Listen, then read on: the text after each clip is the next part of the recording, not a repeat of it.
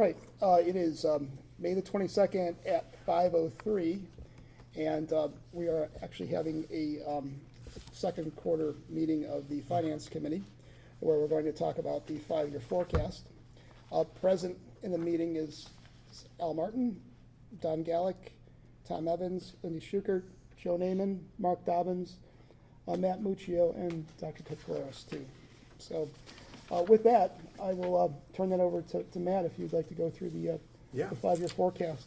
All right, let's jump into the forecast that we have. Let me pass out to everybody a copy of last year's five-year forecast as well as this year's. Did you get it ready? No. Yeah. Is that? It's me. He's already got it. Okay. Thank you very much. These are from, yeah, we just passed those out, that's what we're looking Okay, so I have a Yeah. copy, so. Okay, I can probably use that. Good.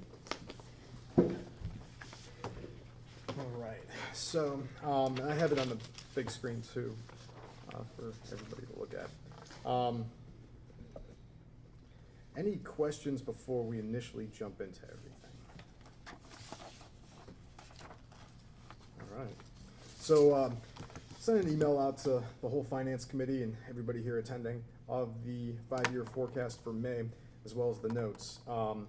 If I'm going too slow or too fast, just let me know as we go through it. So, all right, so if we start looking at the forecast, as well as on the big screen, we can go through. So, just touching base on the initial May five-year forecast that we have, this is more favorable than what we were looking at for October. And certain line items changed as we went through it. We'll kind of discuss those as we go to point out. So we'll do an analytic, just kind of comparing the two. And what were the reasons why we actually have a more favorable five-year forecast now as opposed to what it was in October of 2018. So if we look at the PDF with 70 some pages, if everybody has that on their screen, I think so. All right. So the first page that we're going to look at would be the introduction. I think we're good with that page. Next page would be our table of contents. I think we're good with that page. The next page would be the nature of the forecast. I think we're good with this page. Next page would be the budgetary process. I think we're good with this page.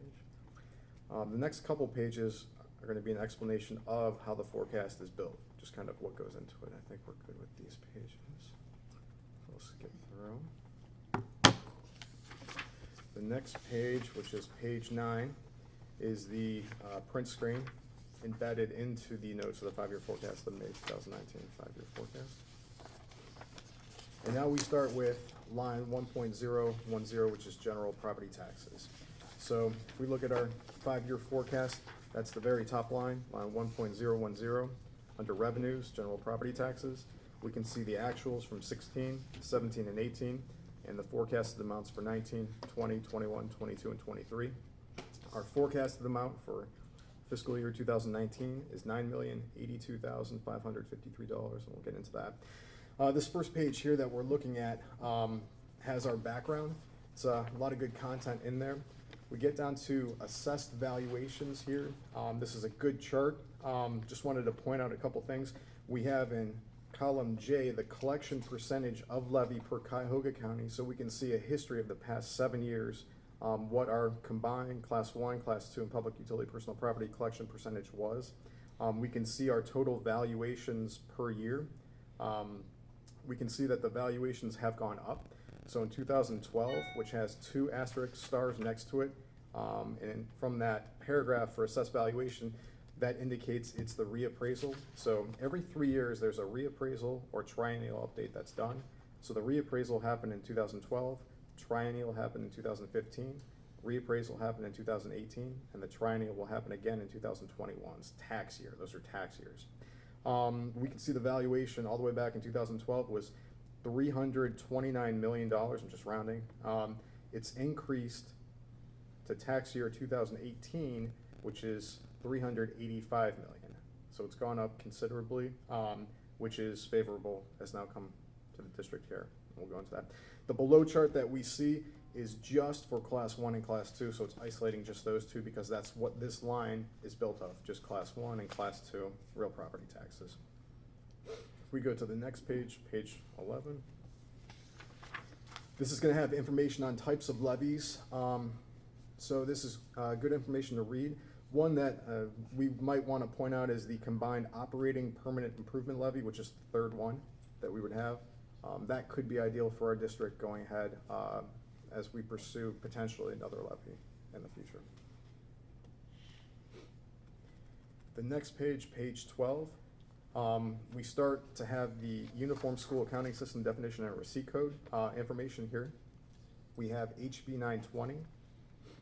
We have millage. We have the 20 mil floor. On the next page, we have accounting for general property taxes. On the following page, we have a couple charts on page 14.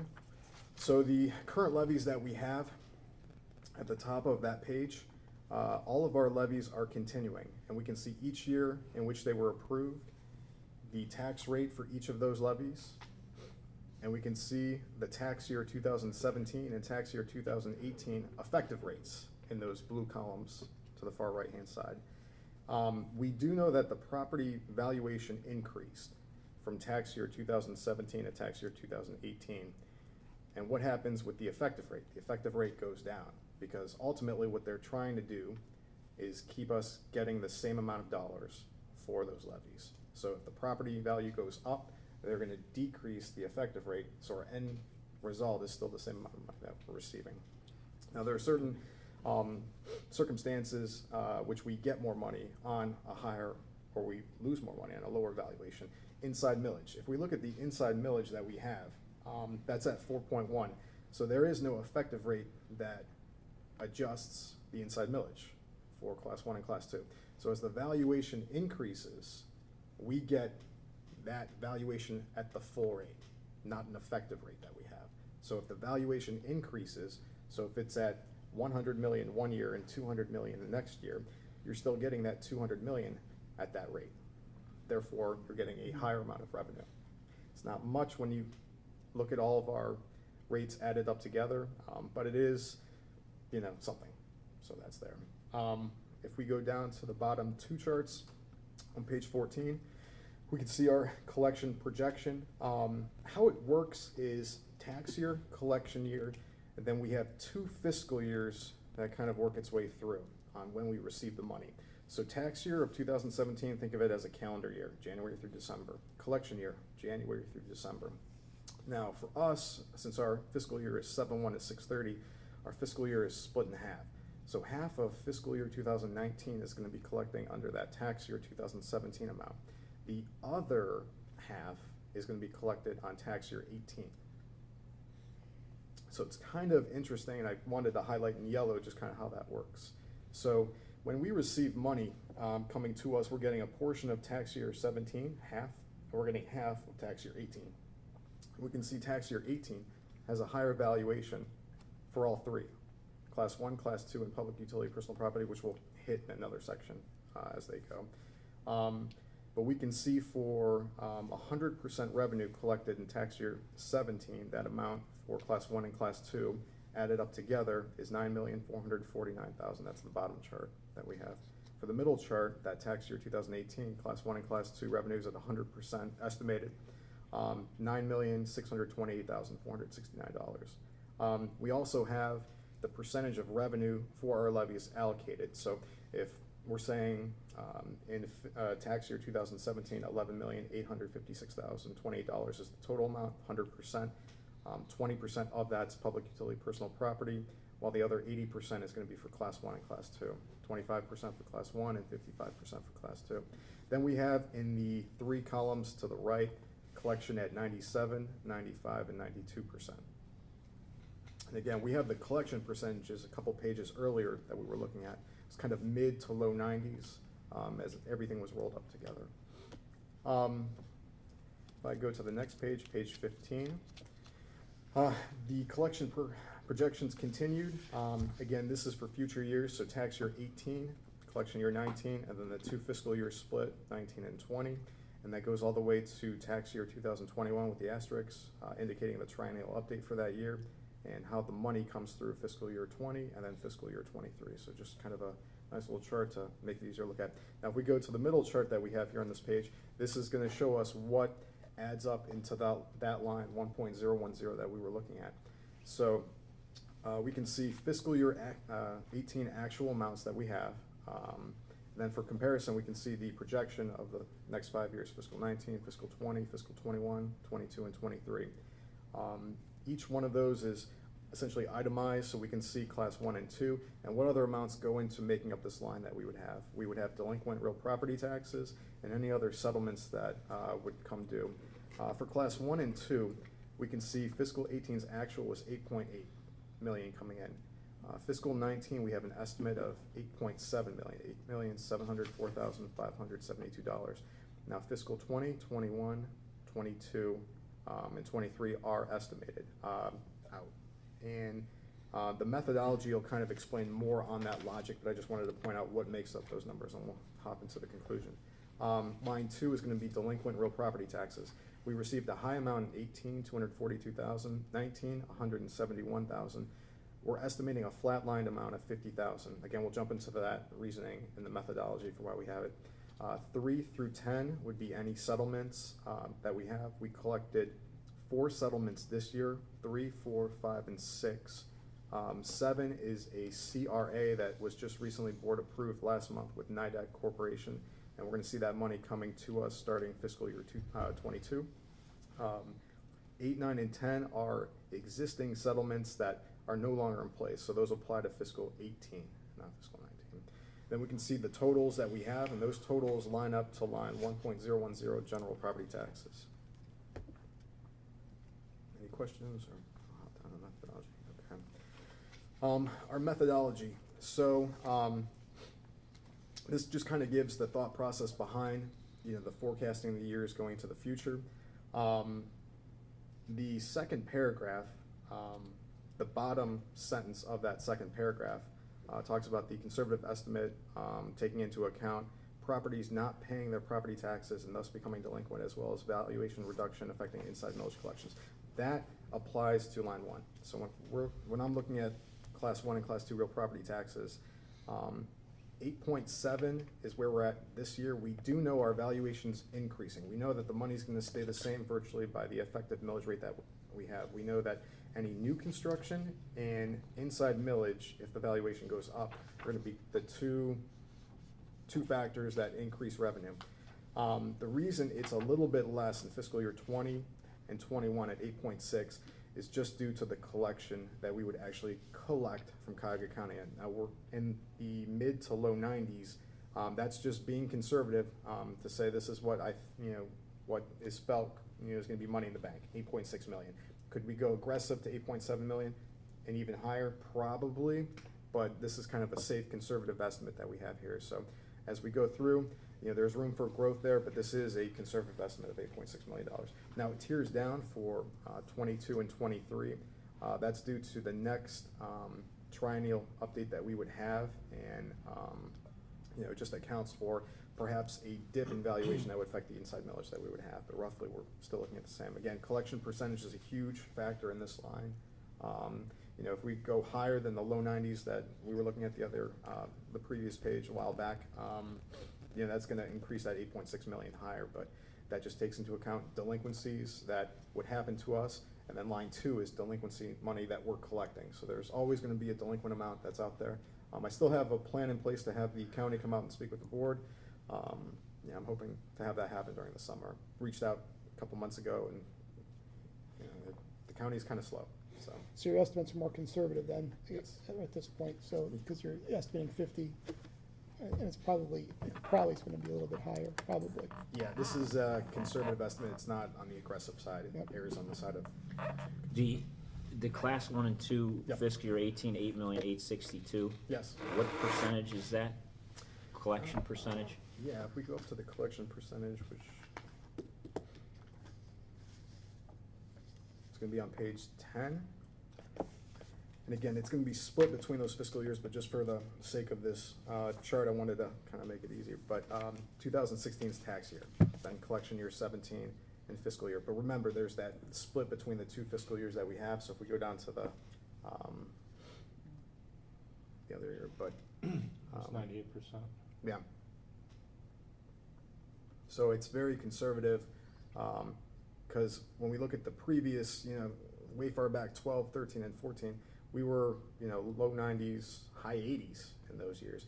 We have been hitting mid to close to upper 90s going forward. So it is a conservative amount. We can't go aggressive, but Do we know, anybody, Tom or Matt, what might account for that? Just the economy doing better, or Economy being better was there and- some and specific less accounts that were? challenges too. The challenges coming out of the recession were a little bit higher and not necessarily settled. And I think we hit a point in 2017 where we had a few less active challenges before us. At that time, that we had worked some arrangements with David Seed, with some people that, and they kind of made deals with us to kind of pay up, and we weren't gonna come after them for another 3 or 4 years and that kind of thing, so. And also note too, if we look at page 10, look at the tax year of 2018. So there's 2 stars behind it that indicates the reappraisal occurred in that year. What that did was that bumped up valuation on homes to 106 million and 206 million for class 1 and class 2. It before was kind of steady, upper 90s, 90 million, low 190 some million dollars. So it's perhaps a significant increase. Now with that increase in valuation on people's homes, maybe they can't pay their property taxes as they once could. So that also factors into the conservative estimate that we have, that valuation did increase for these homes. They're paying the same amount. There is a small increase that's going to be there for the inside millage. New construction also occurs with that. But just the thought is to be a little more, err on the side of caution with the collection on that rate. So Look, again, it's there's conservative, legislation but right now in Columbus that's gonna make it more difficult for us to challenge too, on collections. So it's currently in the House that, it's getting kicked around. It's gonna make it a little bit tougher, a little bit more cumbersome for us as a district to challenge, on some of the tax issues, so. I just had a Yeah. quick question for you too. Yeah. In this, just to figure out, when does the delinquents become uncollectible? I don't think according they to ever the- do. Yeah. I mean, does it really just accumulate forever? Yeah. Okay. Okay. Some of them sit there till properties are sold, so, and then. Yeah, then they- Then it kind of kicks itself back up, so. Okay.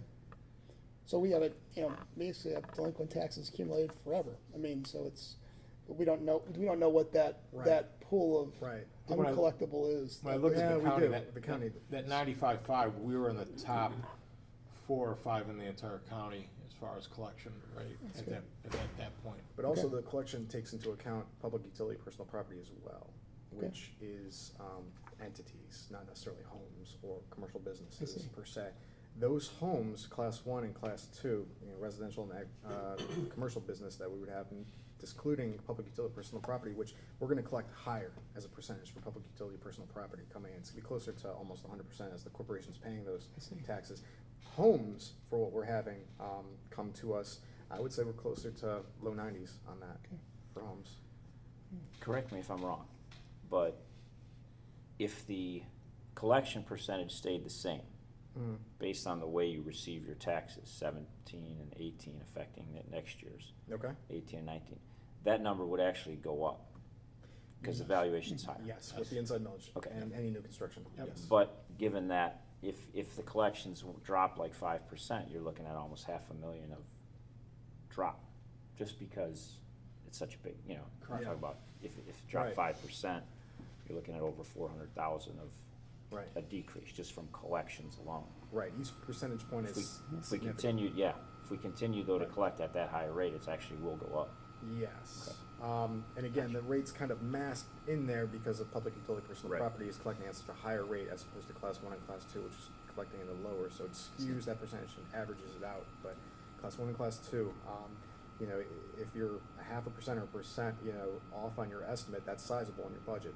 So airing, and that happened this year, adjusting the budget lower with property taxes, looking at, kind of the first half of the year, then we ended up going up in that too, but it was just, the county gives you a thought of what that's gonna be coming up, but again, the county's off, each percentage point's sizable and, significant, so it's just, the forecast tries to err on the side of caution with, we're not overextending ourselves. So if something does happen and a couple percentage points do occur for class 1 and class 2, the forecast isn't unmanageable for us to, work our way through that, so. As a district, we've been very aggressive about challenging reevaluations as well. Our attorneys are, we take a good hard look at all of them, so. Good questions. Great. All right, so, and then just wrapping that area up, delinquent property taxes on line 2, the methodology for the third paragraph that we have, conservative estimate of 50,000 flat line for the fiscal years is used for delinquent property taxes due to the thought that non-material amount will be received by the school district. So we don't want to overestimate potentially what we could have. We do know it's been higher in previous years, fiscal 18, fiscal 19, it's been $170 some thousand. 50,000 just is, what we feel comfortable with saying we're going to receive that amount, 50,000. We do know it's probably going to be more, could be 150,000 that we could see in fiscal 20, could be more.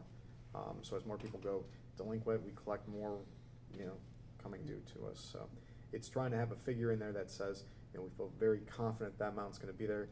We don't want to overextend ourselves, but again, this is just, looking at through a conservative lens that we're just trying to account for in that third paragraph. You got about 200,000 of like settlements. Mhm. I mean, historically, is that a high year, an average year? For the history, Tom might be better suited to know the. David I would say that's probably on par. Again, our tax attorney's pretty aggressive about going after and working on some of the settlements with the different entities, so.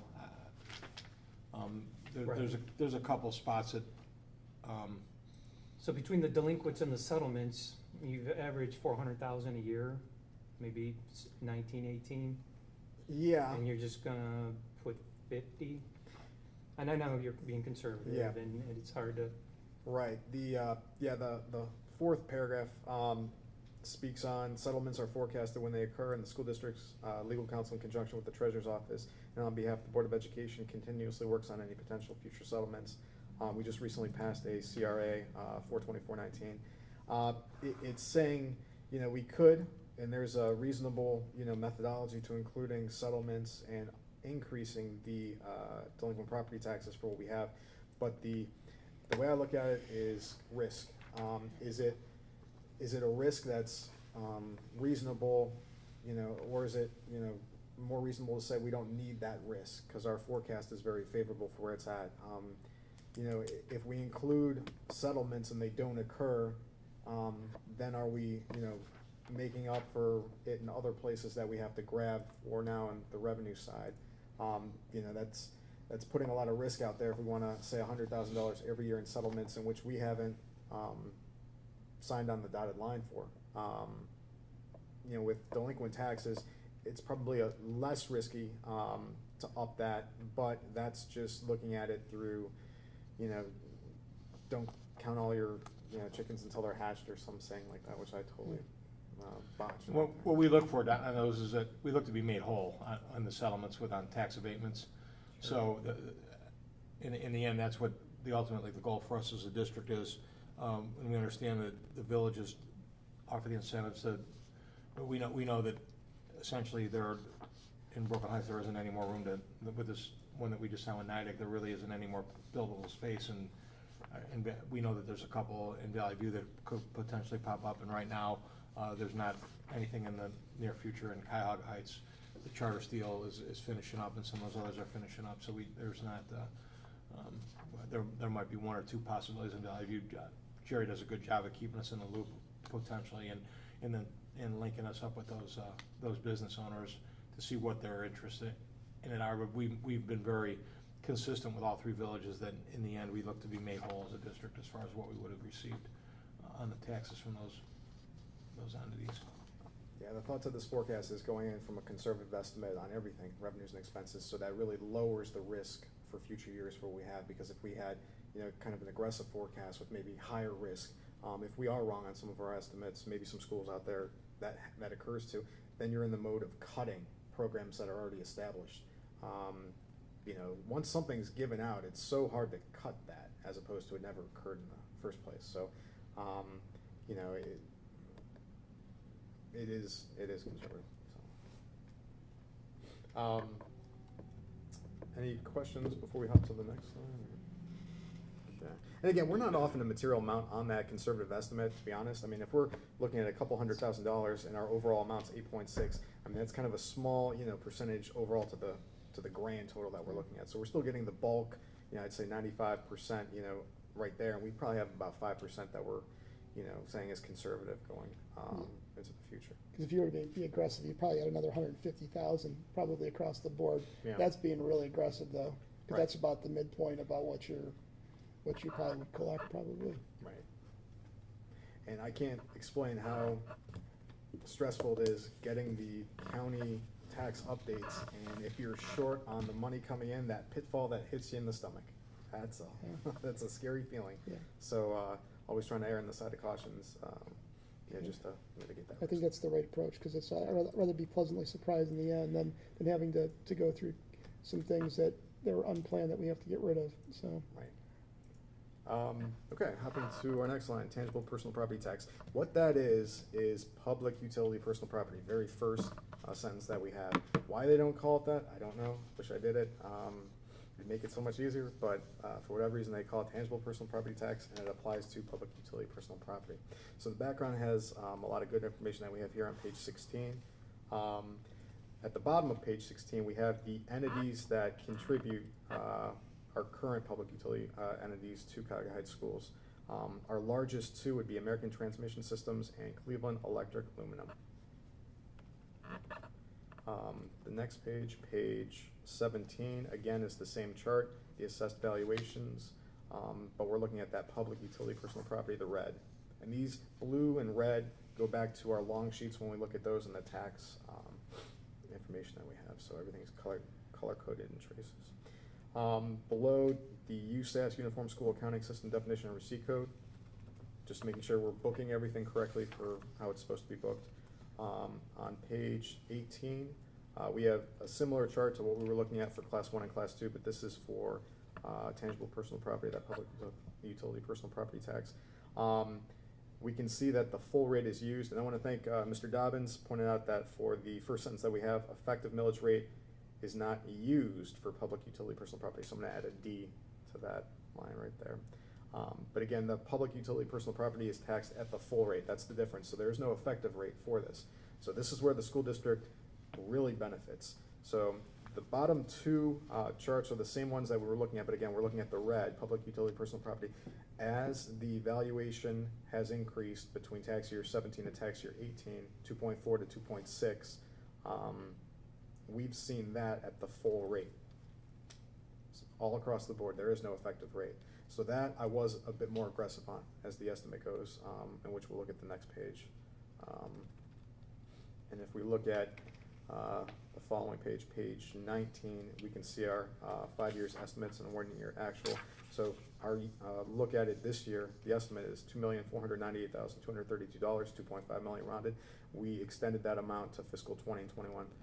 We're probably going to see that increase a little bit, not as much as potential what could have been there for Class 1 and Class 2. So yes, those are high. Now again, the same methodology for 22 and 23 tiers it down. That's coming up to the triennial update that's going to happen. So if there is a loss in valuation, so the county's going to go out, the county's going to assess the values of those companies, and the county can come back and say that we feel that there's a slight dip that is going to happen. So the forecast builds in a natural mitigation of that risk slightly for that. And again, just kind of looking at the past history for the growth, if we go back to page 17, we can see the growth for public utility personal property for the past 6 years. And it's been 2013's tax year, 8%, 8%, 14, 19, 13, and 9. So when you add all that together, that's 71%. So we've increased dramatically since 2012. So at some point, but it's not going to happen for the next couple of years because, again, we're into it with the reappraisal. The triennial update's really going to be the big movement. There's going to be small movement here and there with corporations and our attorney, dealing with those, but no real big significant adjustments to that property. But again, just looking at the past history for the past couple of years since 2012, it hasn't really been consistent. 12 was the reappraisal, 33 million, 36 million, 39. So, and then 15 occurred the triennial update, 46 million. So that was the big jump. So see how it kind of moved, from 33 to 36 and 36 to 39, kind of a small movement right there. But the big movement happened at the triennial. Then again, there were some big movements between 16, 17, and 18, which I think kind of falls in line with maybe our, just the economy coming out of the recession and then getting more healthy, and it moved up. So. That's that one, Matt, you told us before, though, that's that one company that put in, Yes. Yep. that's accounting for most of it. Yeah, the companies themselves were investing in themselves. Yes. So it's, and that's hard. We'd have to read their 10Ks that the companies would have and really talk to their management to see if they plan on, sizable capital improvements. We'd have to get that, information from public entities, which a lot,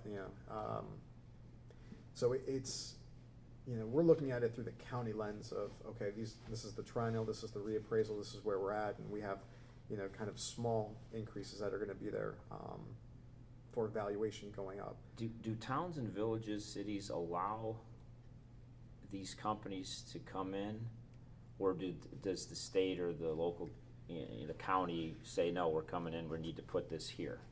Yeah. Like, we're benefiting from this because we allowed these companies to put their lines in here? It's kind of, yes, and it goes from district to district too. I was involved in some with the superintendent from Lordstown, and they didn't consult with the school district on some issues that took place, and the city benefited and the school district didn't. They kind of wrote the school district out of some of the agreements the city did. So it takes some cooperation between the groups to do that. So that Jack's in Cuyahoga Heights, Jack's the lead on that. Jack, I mean, he knows what is happening with the businesses. I assume the village is Yeah. benefiting from this also? Yes, absolutely. To the same degree we are? I don't think so. I think we're probably, based on the way it's set up right now, because I think part of this was done when the TPP phase out took place, is to kind of pick up a little bit of that slack. So it changed back then. It was never designed to make us whole with that loss, but so I think we got picked up. Schools got taken care of a little bit better than some of the villages did, and I think Brooklyn Heights is a prime example that they got hit pretty hard by it and then didn't have some things made up to them. So.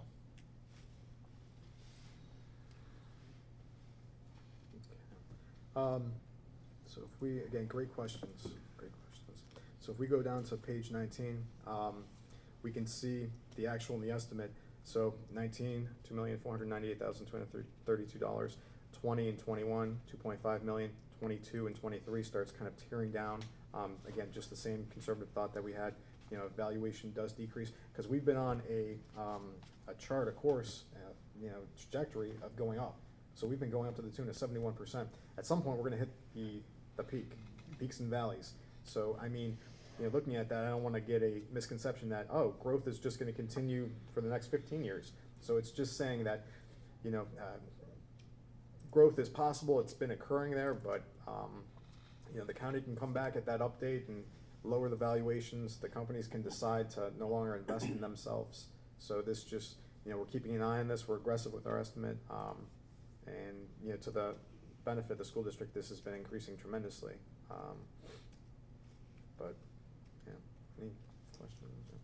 Yeah, just to clarify, basically the other way that this would increase is if there's capital projects within those organizations that would lift that, and actually then they would be, this would actually then increase because of the valuation of the whatever the business and the property. So I guess you're right. If we look at the 10Ks, we probably would be able to read them and actually find out if if there's capital improvement projections for the upcoming years, like in the communities over here and those businesses, specifically in here, yeah.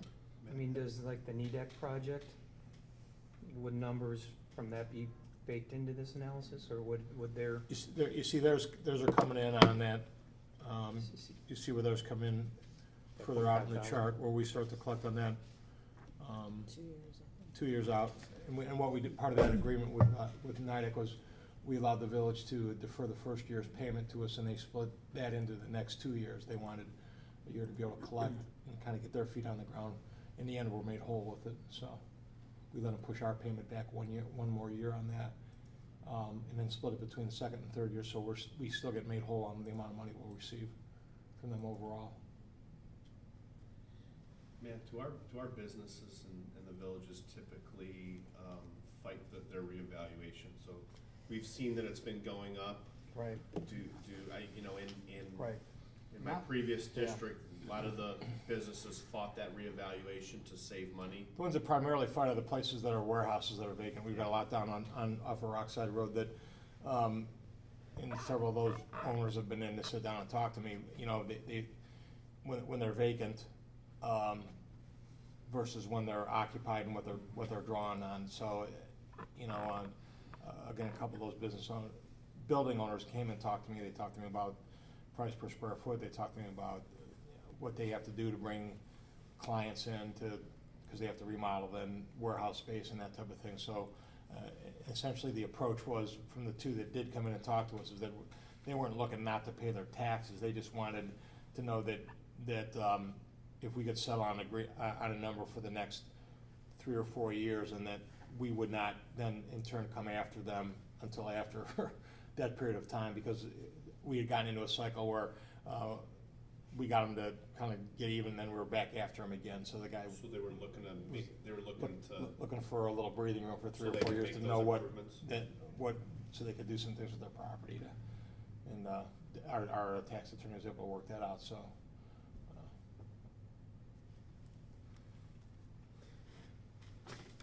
So if we look at our 5-year forecast, the sheet, this is line 1.020, fiscal 19, fiscal 20, 21, 22, and 23, the amounts that we have here.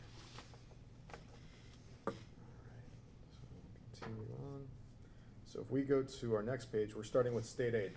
So this is gonna be line 1.035, unrestricted state aid. So the background is gonna have a lot of history on school funding all the way from the 1970s.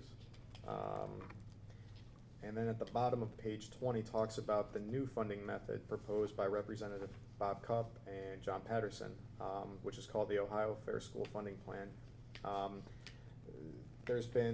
They put it out there and then it kind of was put on pause, and I think it's still maybe up in the air where eventually it's gonna be implemented or coming out.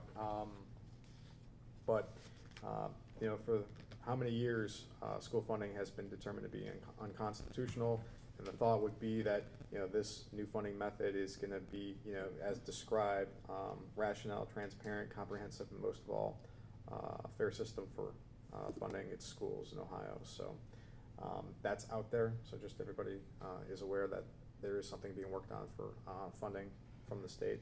Primary premise behind that is that system's based on property value within the district, but then also the district's ability to pay. So it's like a 60-40 kind of a split on that. We become one of the anomalies on that because of our median income's a little bit lower. So if that were implemented, this Representative Cupp and Patterson put a lot of time and effort in that.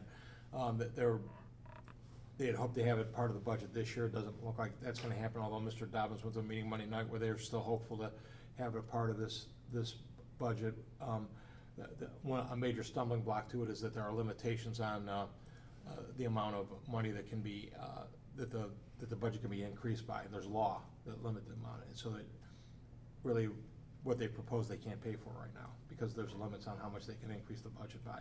Do we know how it would affect us? We would pick up, I think our number was about 688 per student. I think we would jump up, within 2 years, we'd be about $1,000 per student in that unrestricted grant aid from the state, based on where the formula is right now. We're somewhere in the 600 range right now.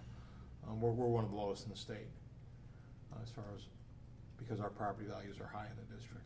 Right, and how will this formula help us because of our median income is low? Well, Then it affects the should, ability and to pay. but the other topic they haven't talked about that every time I see Representative Patterson, I ask him about is the phase out, the Yeah. TPP phase out. I said, I still don't see, and I just talked to Mr. Dobbins Monday night to see if there was a topic of discussion, because I've seen him on 3 occasions, and I ask him the same question every time I see him: where does that fit into this model? We want to know that are you going to leave that phase out alone, and we're going to continue to get that money? Is that going to be worked into this model somehow? And it's not, because they're dealing with urban issues, they're dealing with what's happening in the rural. So they're with the 60 schools, I haven't heard them address that. Now I've got another meeting Friday with Representative Robertson, who's not a sponsor of this bill, but I know that every school district that's at that meeting that he represents, Solon, ourselves, are TPP districts. So I know that it'll be a topic of conversation this Friday. Representative Patterson was at that meeting Monday night, and he said that there's, I believe, 99 members in the Ohio House, and that he has co-sponsors for this budget bill, fair, that Mr. Muccio talked about, Ohio Fair School Funding Plan. He has 60 sponsors thus far, and he's looking to get more. I believe Mr. Robinson may have signed on to that. It would make sense, because the schools that he represents we're all still collecting money. You know, we're a part of that. He took Representative Vanelski's place.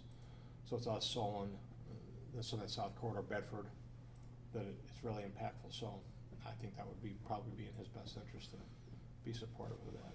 And there was no discussion of TPP phase out that Yeah. meeting. It was very high level discussion of the funding plan. And Mr. Dobbins was in Columbus with me earlier at OSBA, and I asked both Representatives Cup and Patterson personally. I said, please, you know where we're at on this. This is important to us. This is a big part of who we are. We need to know where and how this is going to fit into the formula. Is it wrong to, I mean, if it's not in now, it's probably not gonna be in, right? You would think. I mean, No, they already can't fund it, right? Well, not necessarily. I Okay. think it's still at some point, I think it's still on the table. I've been to several of those meetings. They know that the district's involved, that there's about 60 of us in the state. They know that the 60 that are left, it's very impactful for all of us. We're a member of the Alliance, and the Alliance is still pushing on that TPP end. So I think every avenue that we're taking to try to get them to make notice, we certainly are. So. If I could just add to that point, at Monday night's meeting, there was discussion about how initially the fair funding plan was criticized because it didn't meet the needs of some urban districts and some rural districts. So what they've gone to is what they're calling add-ons, appendages, whatever you want to call it, some type of supplemental calculations that are intended to drive more funds toward urban districts and drive more funds toward rural districts because of their unique needs. It's possible, I'm just speculating, but it's possible that some type of an add-on might work relative to TPP. Again, I'm just speculating. That wasn't discussed Monday night. Thanks. Okay, just continuing. And then for page 21, gives us the USAS definition and receipt codes that we would have. And then we have an explanation of the calculations of the current foundation formula that we have in it. So we can see number 1 is the opportunity grant, targeted assistance. Number 3, number 4, number 5, transportation funding, and so forth. And these are the numbers for the line items of revenue that we're going to see coming up as it comes to us. 14 is casino tax revenue at the bottom, page 22. The next page, page 23 that we have here, we can see a comparison between fiscal 17, fiscal 18, and fiscal 19. And we're looking at foundation settlements, and we grab June number 2 for 17, June number 2 of 18, and May number 1, the most recent, for fiscal 19. And this just gives us a comparison looking at The line items, year to year, opportunity grants, steady, K through 3 literacy, target assistance was 0, limited English proficiency, gifted education funding, transportation has gone down. That's because the state adjusted their calculation for it. 7, special education funding, capacity aid 8, graduation bonus 9, 10 is the 3rd grade reading bonus, 11, transitional aid guarantee has gone up. That's the guarantee. So as the transportation went down, the guarantee went up. We can see the overall subtotal. Additional items would be 12 and 13, preschool special education and special education transportation. That gives us the total state support and additional aid items, $615,000. And we look at the casino revenue for the past couple of years, about mid-30s, upper 30s. So our grand total is $650-some thousand that we have here. And if we go to our forecast, again, this sentence right here just adjusts for any potential students withdrawing, so we're estimating a tad bit different than that. We can see in the yellow the estimates for fiscal 19, 20, 21, 22, and 23. Above here I have the average daily membership, ADM of resident students. Now this came straight from the foundation settlements for May. So I got May number 1 all the way back to fiscal 15. So we can see the resident student population in those years according to the foundation settlements that we have, and this is funding our opportunity grant, number 1 that we had. So the forecast takes into account stagnant additional money coming from the state. So we're not counting on an additional per pupil amount. And we also factor in a loss of $25,000 per year for 21, 22, and 23 due to a potential loss of students that we would have. So less resident students would mean less funding from the state for this that we would have. Our tuition students pay tuition. We'll take a look at that in a different line item that we have. So we're just kind of conservatively saying that, there potentially could be a drop in resident population that we have here, and we're conservatively estimating that in future years for what we have. But again, The only gain we see in the current budget proposal is the social services part of it, and I think over the course of 2 years, we maybe pick up a total of $60,000. And that's money that we can use to supplant current things that we have in place. It doesn't have to be new add-ons for us. So district, we have a social worker, we could actually use that to supplant some of her services. As we continue, restricted aid, we have our background, the USAS, definition receipt code, the explanation of the calculations. Only 3 items make this up: economic disadvantage funding, career technical education funding, and catastrophic aid reimbursement, which is the largest. If we come to the page 26, this is just going to kind of give a breakdown of a look of catastrophic students that we would have. This was from October, carried over. If we go to page 27, this kind of shows the comparison between fiscal 18, the bottom chart that we would have, to fiscal 19. And we can see that the economic disadvantage funding is $7,000, $1,500 for career tech, and the large amount, about $100,000, coming from catastrophic cost reimbursement. And if we look at page 28, that's going to give us our estimate going forward. Again, we're looking at small amounts for economic disadvantage and career tech, the material, the large amount coming from the catastrophic cost reimbursement for what we have and going forward. So again, it's a conservative estimate for catastrophic cost. Those rates adjust by ODE per year. So they change on an annualized basis. Yeah. Sorry, Matt, so the CAT cost for students, so once they pass 12th grade, so let's say grade 13, they're still, we no longer get reimbursement for CAT costs for that student? That's my understanding. Okay. Yes. Correct.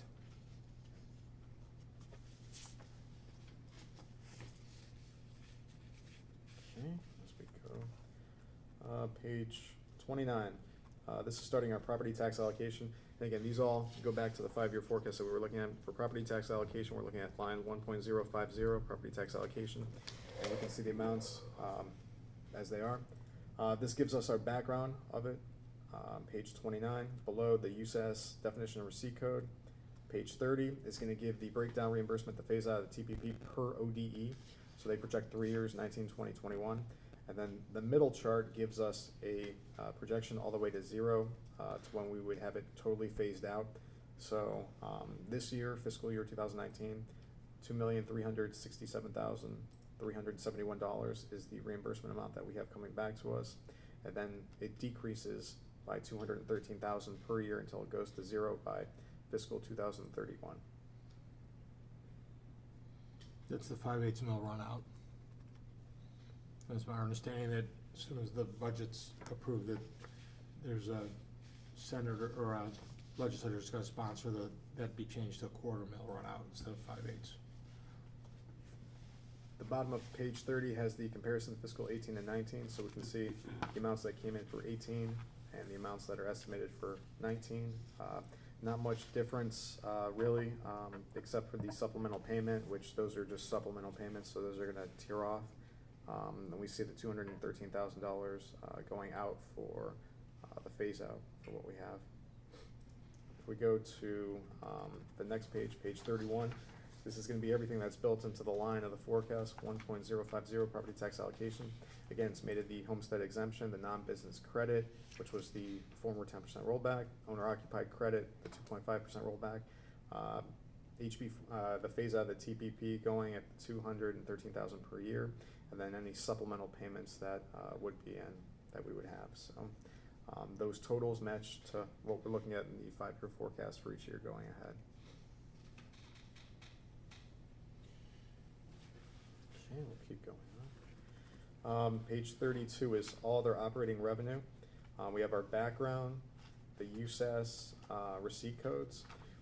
We have 3 main items that make this up. It's going to be tuition, SF-14 payments, which I'll jump into, and interest on investments. So we can see here in the middle of the page, we start talking about interest on investments.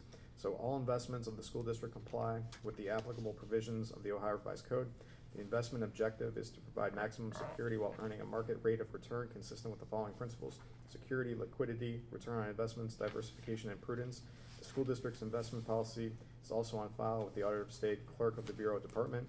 The school district utilizes 3 main investments: Red Tree, Star, and Huntington Hybrid. Red Tree is a TPA, third-party administrator, who administers, supervises, invests funds of the district. They do in U.S. Treasury bills, certificates of deposit, commercial paper, and money market funds.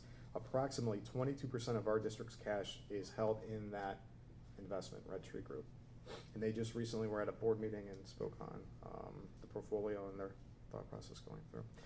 Number 2 is Star Ohio, which is an investment fund managed by the Treasurer of the State of Ohio that allows government subdivisions, school districts, and municipalities to invest funds in a highly rated public investment pool. Since 1995, it has maintained Standard & Poor's highest rating and given government subdivisions greater returns on their invested funds. Approximately 70% of our cash is held in that investment, Star Ohio. The third is just recently been board approved and passed, Huntington Hybrid, which is when the combined average monthly balance in the school district's Huntington day-to-day operating accounts exceeds what is required to offset service charges. The bank will pay interest on that excess. Approximately 8% of our funds are held in that investment. That's our day-to-day cash operations. When we have to cut checks to vendors, it comes from our Huntington accounts, which now we have in a Huntington Hybrid. So we're collecting a very small, but still, something interest rate on those instead of cash just sitting there. So 100% of our funds are invested in some means. We can see below from the monthly average yield percentage chart our 3 investments, and we can see the rates per month. And Star and Red Tree started out this fiscal year close.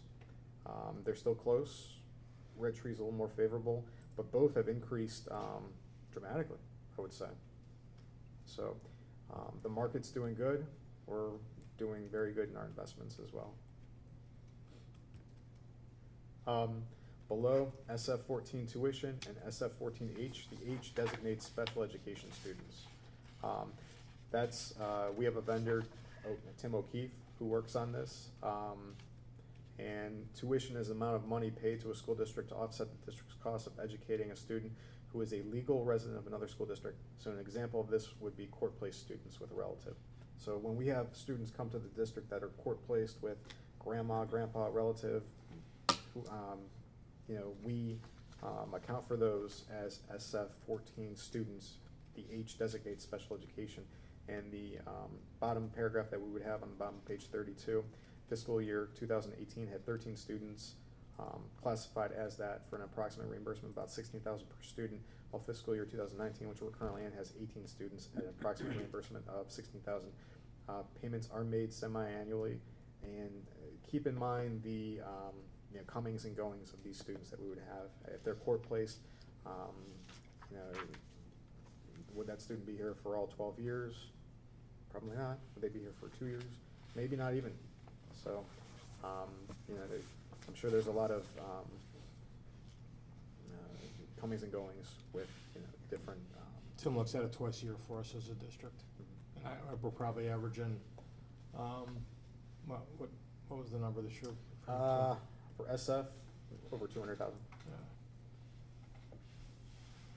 I assume it happens against us too? Some Yes. of our- Yep. And where is that That's in seen? purchase service. It's actually a 470 object code. We'll hit that too. So I'll show the money going out for, so with kids coming to us as SF students, court placed, we receive the funds from, that would come our way. We have students that are in district that go out as court placed, we pay for that, yes. What if it's not court place? What if it's just they go out to a private school or whatever? Does that, That wouldn't be a classification of SF. It would be Okay.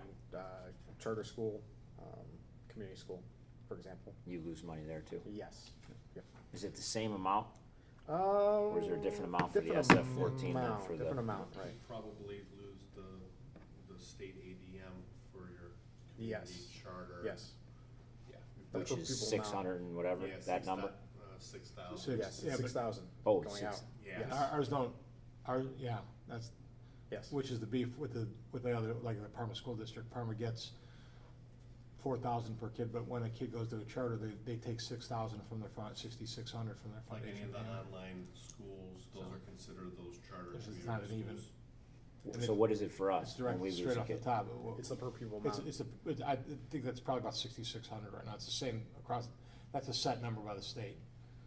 Okay. I think it's probably That's why about there was such a 6,600 big, right now. big, But we only big get forecast. 600 and something. Right.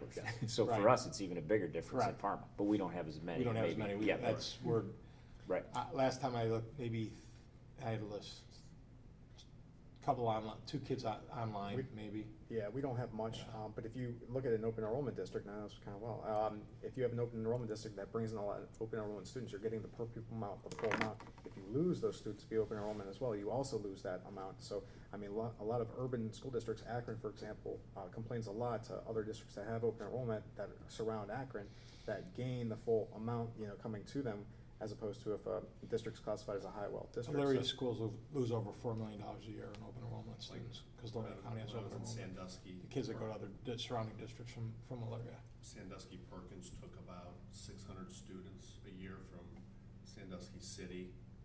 That was almost $3-4 million. We don't have a open year. enrollment, so our only kids Because would of be open enrollment. ones that choose to do an online option or an Odella or one of those types of things.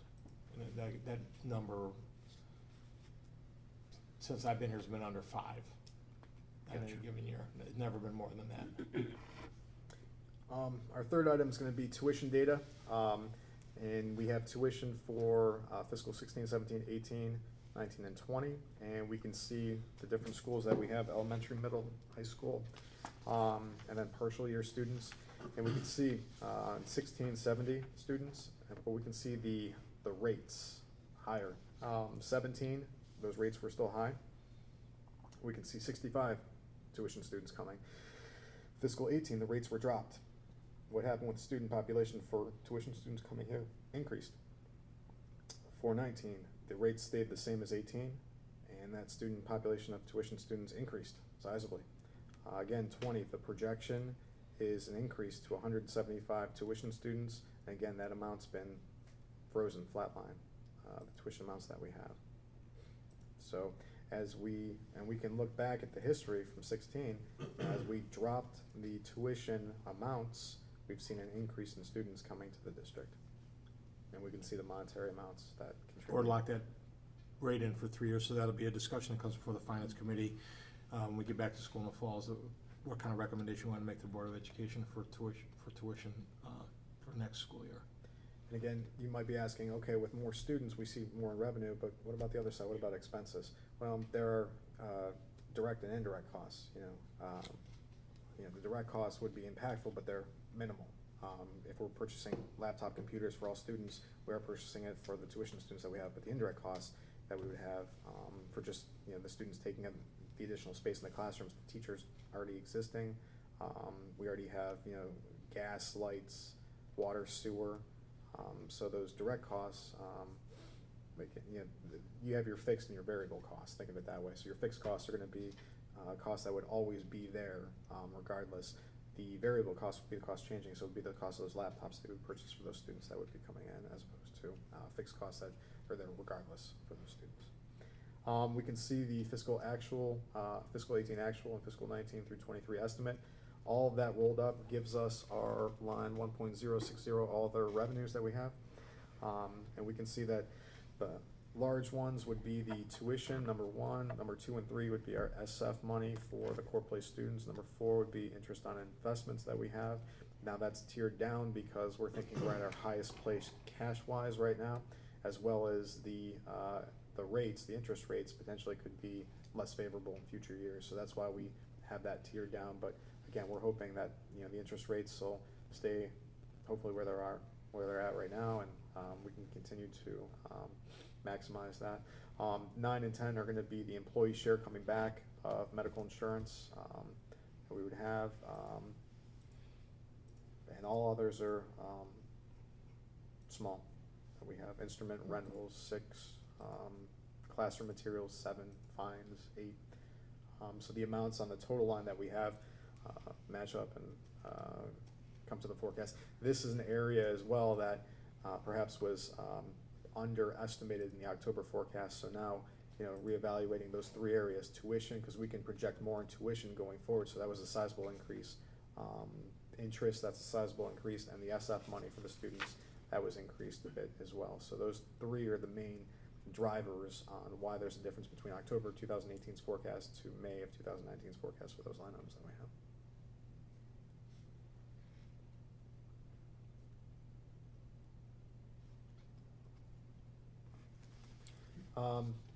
All other financing sources, not much here. The main item would be our surplus that we receive rebate from the Bureau of Workers' Compensation. That looks to be probably coming in higher than what's estimated. So we may see a small surprise positive increase there, even what we're estimating of $25,000 per year. Now we're going to hop to expenses. So the first expense is going to be our salaries. So line 3.010, personnel services. On page 35, it gives good background on the current existing contracts with Chase and Chat, both unions, teachers union, certified and classified union. The contract for both entities is up after 20. If we go to page 36, this just gives us the USAS definition and object codes. So all those object codes are very important for how we book salaries because it makes it easier to separate, itemize, and account for. So we try as much as possible to separate throughout the whole forecast with object codes, but in particular salaries. The next page, page 37, we can see all the items that roll up to make the estimated amount for this year, fiscal 19, $5,363,805. And again, this is hidden from here, but in my spreadsheet, I have names of everybody for grades and what they do and month-to-month expenses for as they go. If we go down to the next page, page 38, we can see the amount for classified. And one thing that might be a benefit too is to include prior year, so to see a good comparison of fiscal 19 to fiscal 18 for these line items to see, where are we seeing, the increases and decreases as they go. So I'm gonna, if I can't get to it for this forecast, certainly for the next forecast is something I'm thinking about putting that in. The next page, page 39, we can see a comparison between fiscal 18 and 19 again, this is, rolled up into the object code, so it's not broken out as it was for the 111 and 141, but we can see an increase for salaries for certified for 111, 6%. So 6% was the difference between fiscal 18 and fiscal 19. Now we can see salaries for 141 actually went down. Now we had some movement. Treasurer's office, for example, new treasurer came in fiscal 19. The prior treasurer was leaving, so an adjustment there. The others are, those are the two biggies that we would have. Substitutes, temporary employees would be 112 for certified, and actually I have to adjust that. I'll make it into myself. So for non-certified, it's not 112 too. I have to fix that. Page is this. 39.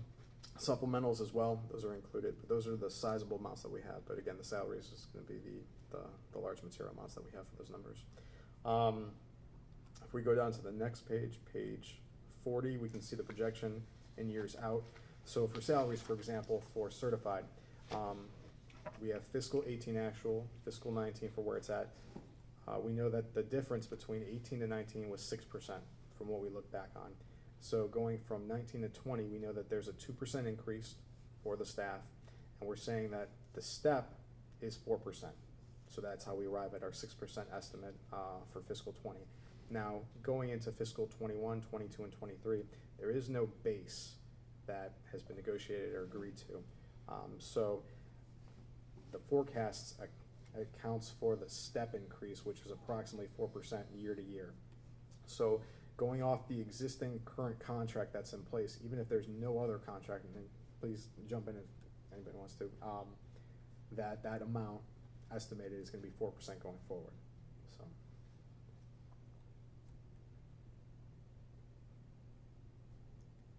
And again, that's going to vary as teachers retire, as teachers hit the top of the salary schedule, new teachers come in to replace. So that's going to vary, but it's an approximate 4% that we have. The very bottom of that page 40 is our totals, grand totals. Again, those grand totals are going to be amounts that we see on line 3.010 personnel services for each of the years going forward. And again, these numbers are probably higher than what they're going to come out to be, again, because of that retirement movement that we're going to have. I think we have a handful of teachers in the next couple of years that are set to retire. The next page is going to be the methodology, page 41, and I have highlighted in red on that page the estimated salary. I'll read the first paragraph. The estimated salaries for fiscal years 2021 through 23 only accounts for step increases in educational incentives, which would be somebody going from bachelor's to master's. Negotiations between CHAT and the Cuyahoga Heights Board of Education will determine any future increases to be forecasted. And I'm going to tweak some of the verbiage in here for the final copy that we're going to have for the board. I want to make it more clear that how the step increases work as opposed to where they're currently at within the negotiation process. Okay. Any questions? Okay. Let's see, line 3.020 is going to be, I'm not putting anybody to sleep, am I? No. All right, everybody's going strong. I have to go. Okay. But not because I was falling asleep. Okay. And I enjoy this, but I do Okay. have to go. I'm sorry. Gotcha. So as we continue, line 3.020, employee retirement insurance benefits. This is a nice chart that we have here, displaying the difference between 2017's rates and 2018's rates. Now we're in an October to October timeline for the rates, so we started in October of 18. We're going to carry over to October 19. So these rates still currently exist because we haven't hit October of 19 yet. We're at May of 19, so we have a couple more months to we're at that. We can see the percentage increases that they have going down, and I'll kind of go a bit faster through this. It's about 9%. We have our background USAS here on the next page, which is page 43, page 44 is going to be a comparison between prior and current year. Page 45, if we go to that page, we're going to have our estimate, the years going forward. In parentheses brackets, I put the percentage increase to kind of make it easier for everybody to see. The salaries, for example, are going to mimic the STRS increases that we see here. So 6% for 20, 4%, 4%, 4%. So that's why the STRS retirement works out that way. The medical insurance in the middle, 240, 242, 250, and 252 object codes. We can see in brackets or parentheses that that amount is 12%. That's up from 10% in the October forecast. So October had 10%, but we're increasing it to 12%. That is for two reasons. Number one, we're going off the standard 10% that we're saying is going to be an increase in health insurance from the consortium that we're with.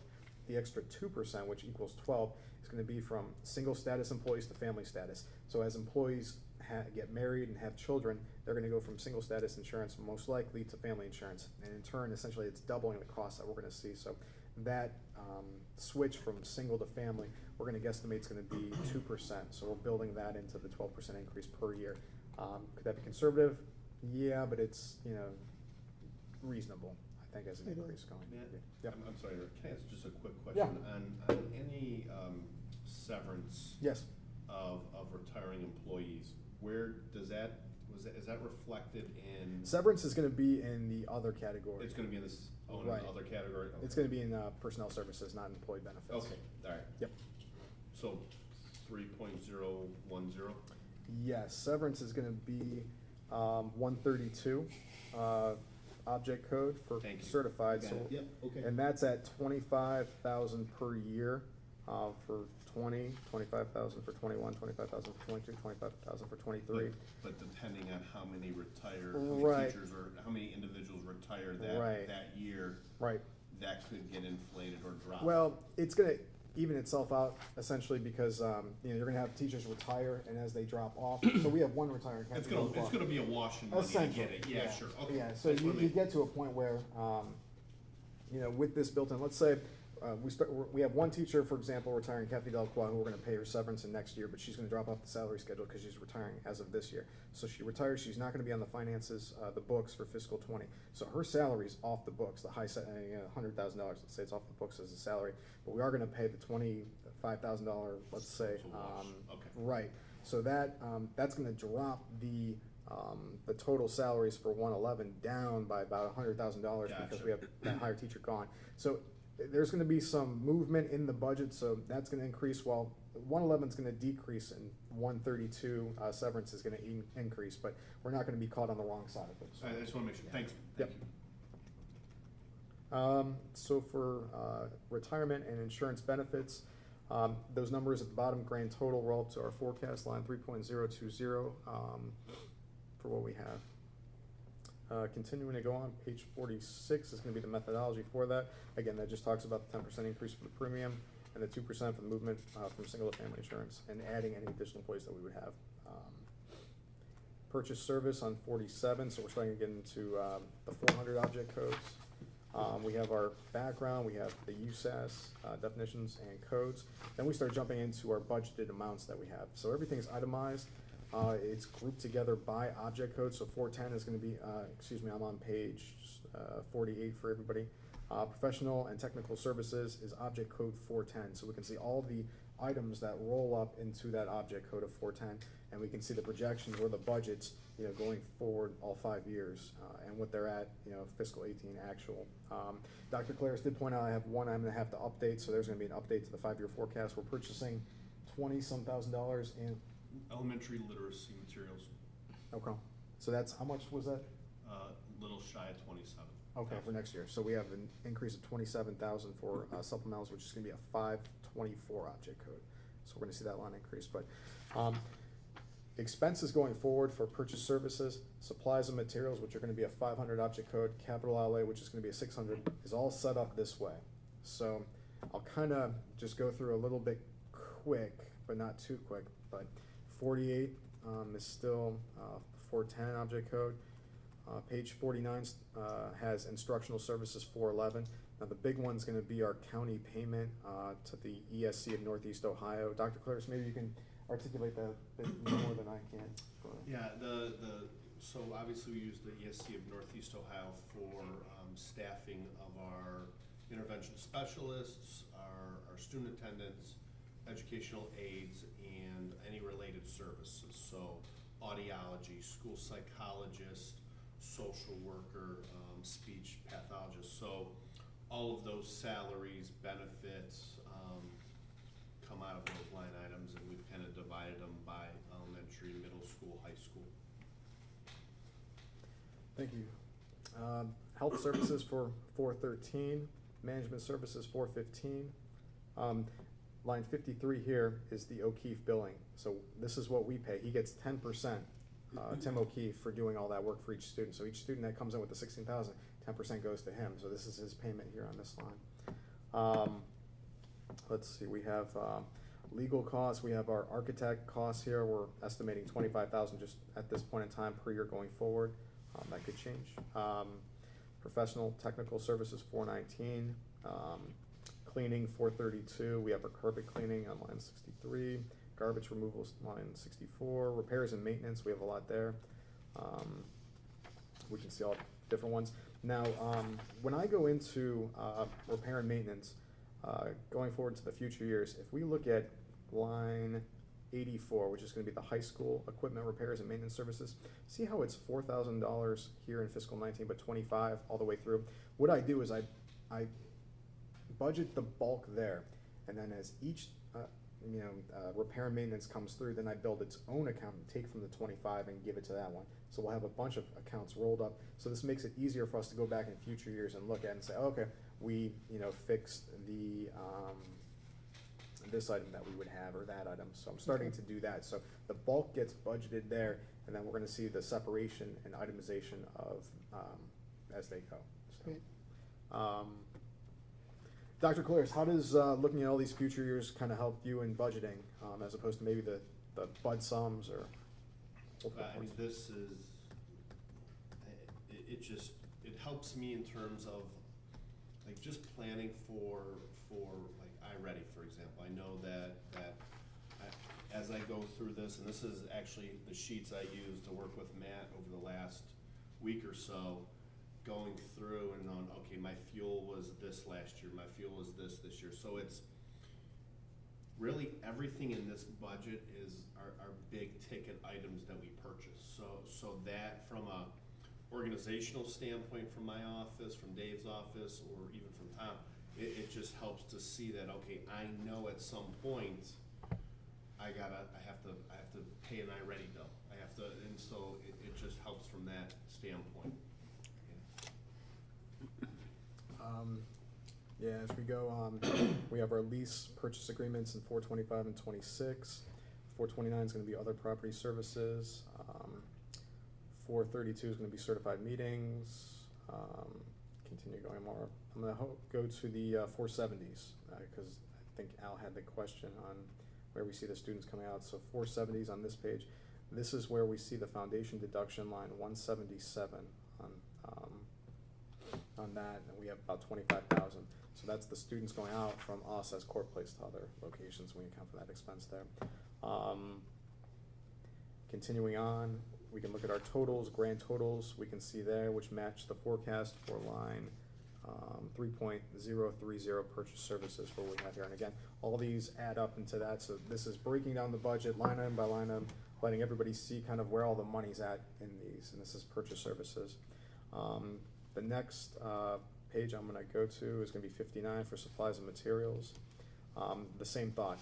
So we have elementary school general supplies here, the 510, middle school 510.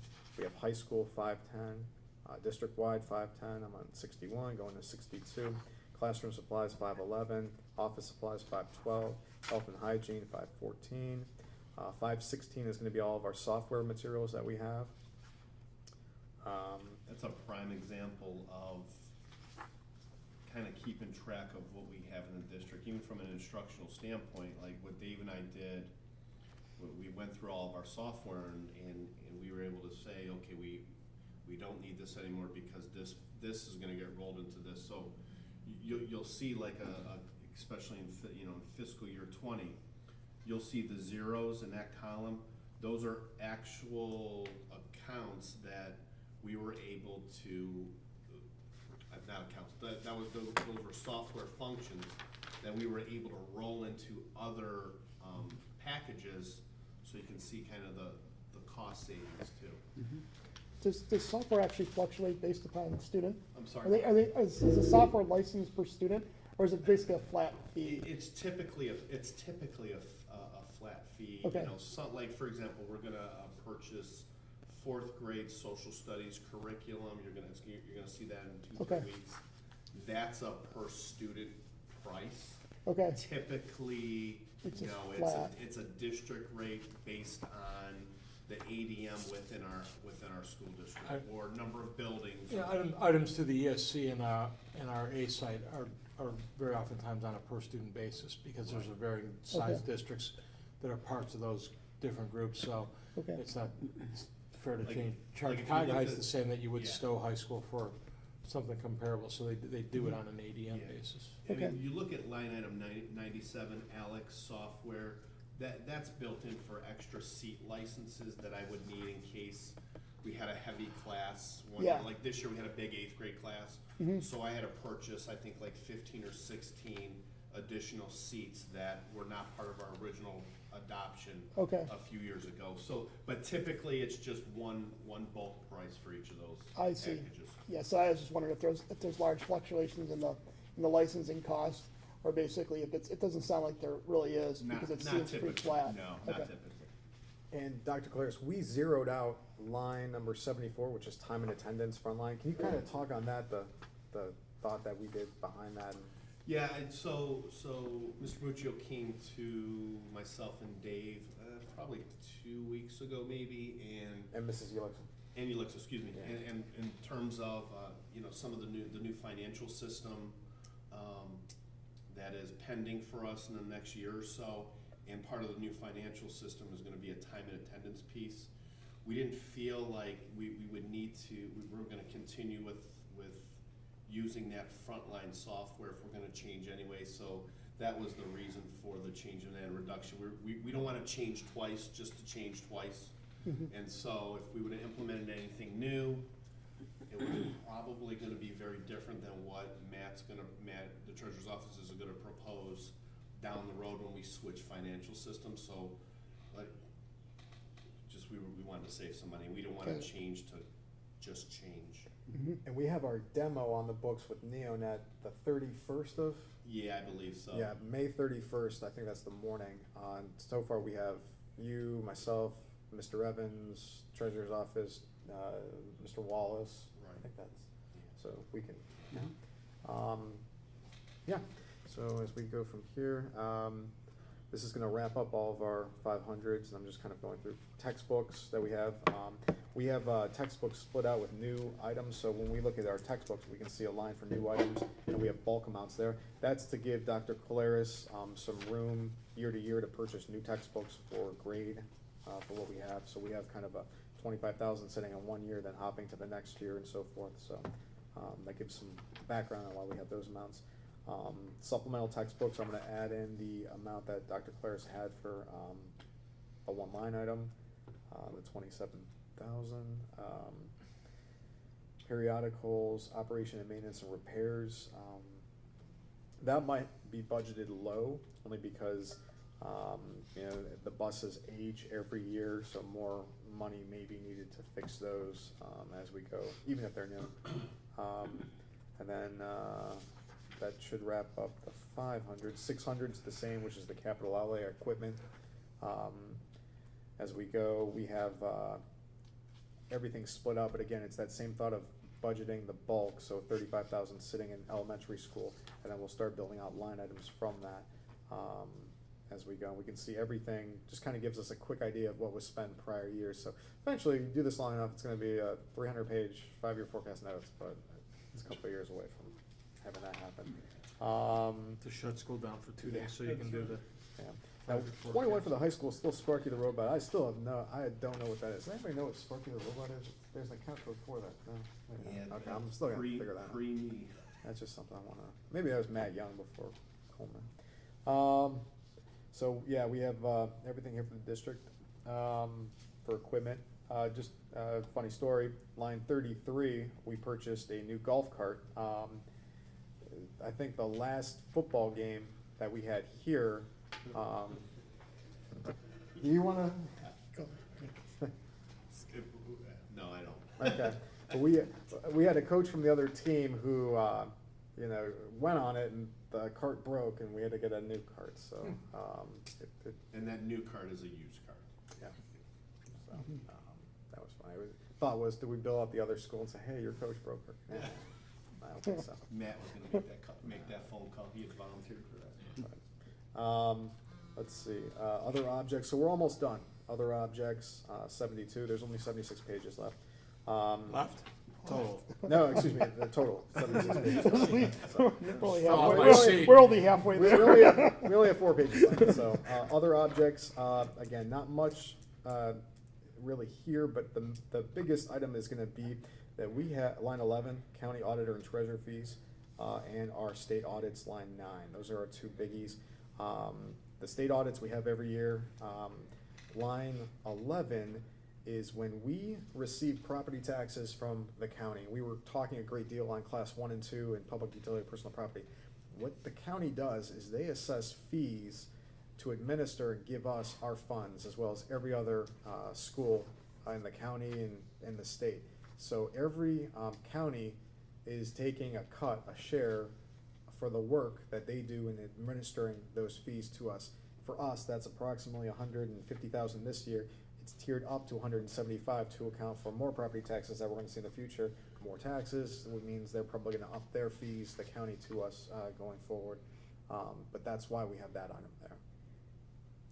And then rounding out the forecast, just wanna point out our transfers out on this page,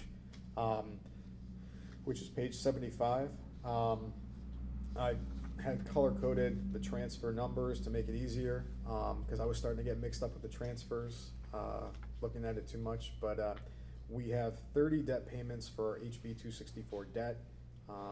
21 and 22 was paid, but the transfer wasn't made in fiscal 18, so that's why we account for it in fiscal 19 as a transfer out from the general fund to that deficit account. We're paying 23 and 24, the green in fiscal 19. We've already paid 23, we have 24 coming. And then that leaves 6 more until we get to 30. So we pay 2 payments, which is about $43,000 per payment. So 2 is $86,000 per year. So we have 2, the blue and 20. We have the purple, 2 of them, 27, 28, and 21. And then the orange, the last 2, 29 and 30 in fiscal 22, and we're done with our HB 264 debt that we have. We also make transfers to our athletic and food service funds to account for operating deficits that those funds would have. And that rounds out the 5-year forecast notes. That's great. Oh, any questions on anything for Mr. Nuccio? If not, then, Hey, just Mr. to- Nuccio. Just to clarify, Yeah. the phase out of the TPP. Yes. Which was, I think, the main driver on, what, 1.05, Yes. the property tax allocation? Yes. Can you explain sort of the difference between line 1.05, which had the phase out of the TPP, and line 1.02, sort of? Yep. Where's the, Yeah, when you see tangible personal property tax for the description of line 1.020, that's like the worst thing they could name it, because it you talk about utilities? right, not the that's, same, yeah, it's it's Yeah, not, it's not, we're not talking apples to apples. No. the state and the USAS manual named it tangible personal property for that line, and then we also get a phase out for TPP, so it makes you think that they're the same, but it's not. So line 1.020, didn't even look at the name, that's our utility. Yeah. So that's the American Transmissions and Cleveland Electric Illuminating, and the railroads were there as well. For the phase out of TPP, that's lumped into line 1.050 property tax allocation, and that's the phase out of about $213,000 every year. So that is the phase out of the TPP. Just the title of that account on the forecast is, it should be public utility personal property. And we have to make follow clear. USAS code, we can't change the headings on Right. Who pays the TPP? the state reimburses. Originally, those were taxes that we got locally. So when the state phased it out, in other words, told these local industries that we're not gonna charge their floor tax anymore, they kept the school districts whole by, then the state was reimbursing it. So essentially, state took local money to Columbus and then kind of portioned it back to districts. And they said, well, listen, we can't take this, knew they couldn't take that chunk of money away from everybody at once. So they started doing it in pieces, parts, back in the late 1990s. And originally, now this is where the discrepancy comes in, and I rely on Joe Regano, who's been a superintendent for 30 years, because Joe Solon's a big TPP. Joe was in the room when the discussion was. Originally, Joe will tell you, and their treasurer will tell you, that the state's commitment at the time was to not phase it completely out, but reduce it down to the districts that absolutely needed it and had to have it. Well, they've done that. There's 60 of us in the state out of 616 left that get it. So the unfortunate part is that Joe Regano is the only person that was in the room when that promise was made. So the legislature believes that, no, we're going to phase it all the way out. So that, hence the plan. And also, that's why you see some reimbursements back on that, because the state wasn't quite sure how they were going to go, how they were going to do that. So we got, actually, there's 2 house bills in there you see where we got actually rebates to be made a little bit closer to whole last year, and then a little bit this year, but then after that it's right down to that 213, that 5/8 of a mil. So that's what the legislation is right now on that phase out. Okay. In the states, they are not collecting it anymore from the local? They're not collecting that specific tax, but they're collecting a different tax from the. Right. So it's not the floor tax, it's not an inventory tax, which is what it was for all those years. Yeah. So they essentially did away with that, created another tax that they're taking in Columbus. So the argument by the school districts is you've taken local money to Columbus, and which has been several arguments that you hear from both municipalities and school districts. Like the municipalities, Brooklyn Heights got hit real hard because they weren't made whole when they lost their portion of that. Are you talking like the cat tax? Are they? The cat tax was originally supposed to help supplant some of that money. Also some of the transmission tax that we've discussed here. And quite honestly, I can't get a straight answer on when that's, Matt says that can't go on forever the way it is. When does it stop? When does it cap out? When is it? So, that has helped us right now, push that out a little bit, but that's not the end-all solution, so. Other questions? There's about 60 left that still receive it, and of 60, 30 of us, it's a huge portion of at one point, about a third of our budget, or close to a third of our budget was that money. So it's, for a district like us, and Strongsville, also a big percentage, Solon. In some of your Columbus districts, again, that's why, if it would just been these small districts, they might have just, but the legislature knows they have to get reelected, and they need votes in Solon and Strongsville to get reelected, so they are trying to come up with some creative solutions for that. Mayfield got hit real hard with it too.